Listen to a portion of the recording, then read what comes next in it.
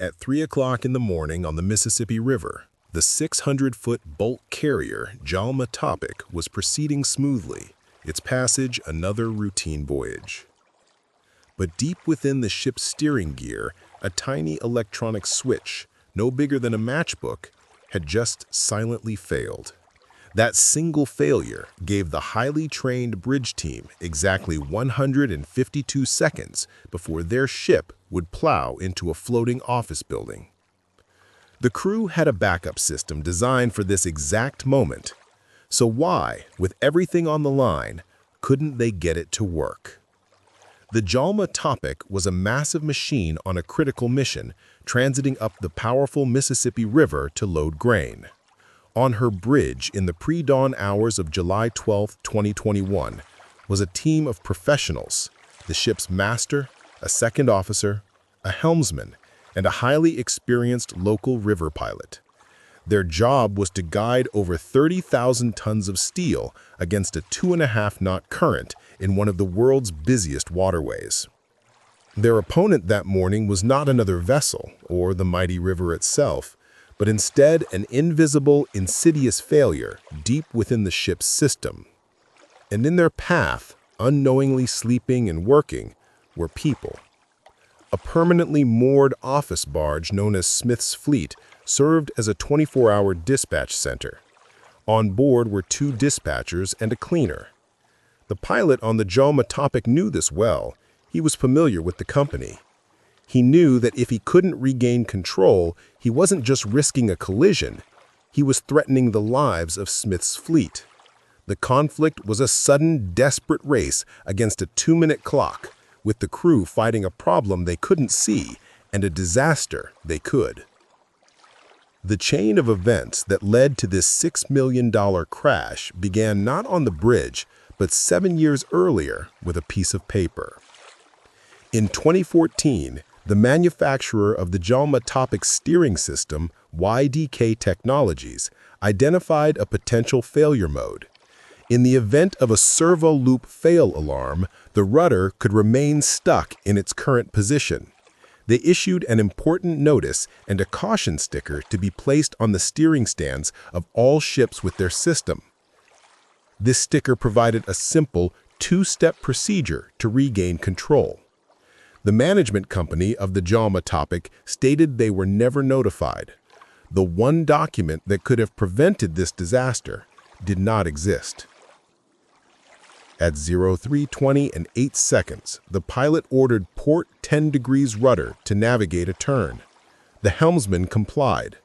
17 seconds later, the pilot ordered the rudder back to midship. The helmsman turned the wheel to 0, but the rudder angle indicator remained at port 10. The ship was now locked in a permanent left turn. The helmsman, in his native language, told the second officer the rudder was not responding. The solid-state relay for the port solenoid had failed closed. The digital switch was stuck on. The crew's training immediately kicked in. The second officer rushed to the helm and switched the steering from follow-up mode to the emergency non-follow-up mode. It was the logical first step, but it had no effect. This was the critical, misunderstood feature of their system. Both the normal and the emergency steering modes on that pump still sent their signals through the exact same single servo control board, the board that now contained the failed part. They were trying to open a locked door by using a different key in the same broken lock. The pilot saw the rudder wasn't responding and instantly went into emergency mode. He knew he couldn't save the ship from a collision. He now had a new mission: save the people on the barge. He grabbed the radio, not to talk to the VTC first, but to yell a warning to get them to call Smith's fleet. He yelled, "Tell them get out of there!" He ordered the anchors dropped, the whistle sounded, and the engine full astern, a desperate, all-out effort not to stop the ship, but to slow it down enough to give people time to escape. On the barge, the 2 dispatchers were suddenly jolted by phone calls and radio warnings. A ship was coming right for them. As they scrambled to evacuate, they heard the terrifying blast of the Jalma Topic's whistle. The tug company dispatcher made it only a few steps from his desk. It wasn't enough time. The ship was too close. The momentum was too great.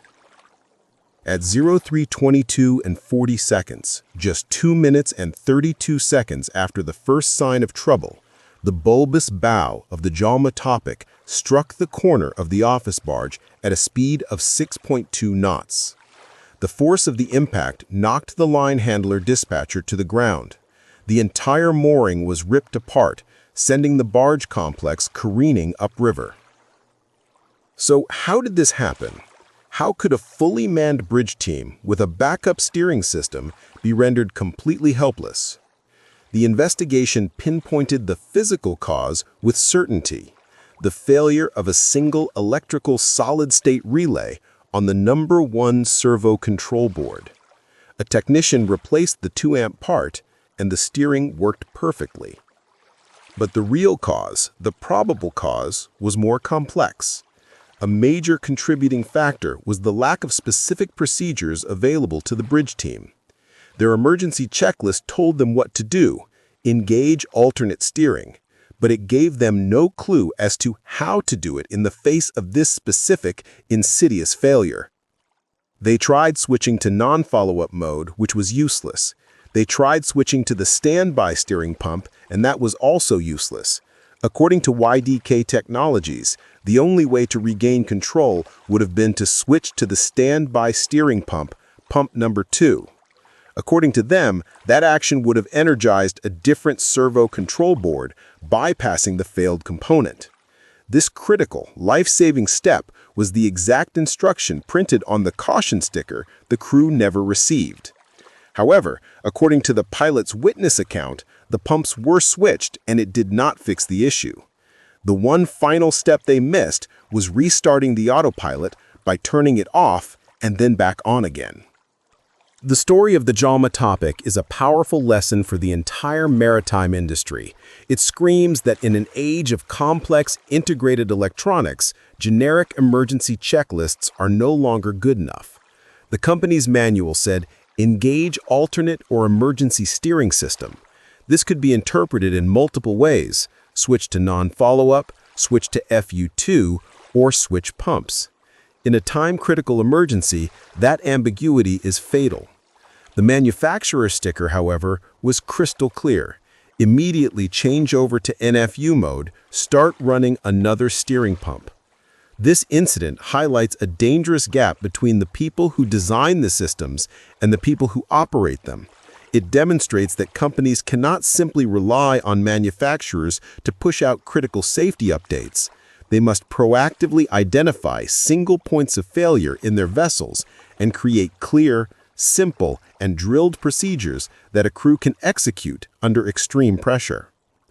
This casualty has become a case study in the vital importance of vessel-specific training for complex system failures. The total damage was estimated at around $6 million. The office barge and its connections to shore were damaged but repairable. The Jalma Topic's bow was breached, spilling ballast water into the river. Most importantly, no one was injured. The 3 people on the barge, while shaken, escaped unharmed. The 20 people on the Jalma Topic were also safe.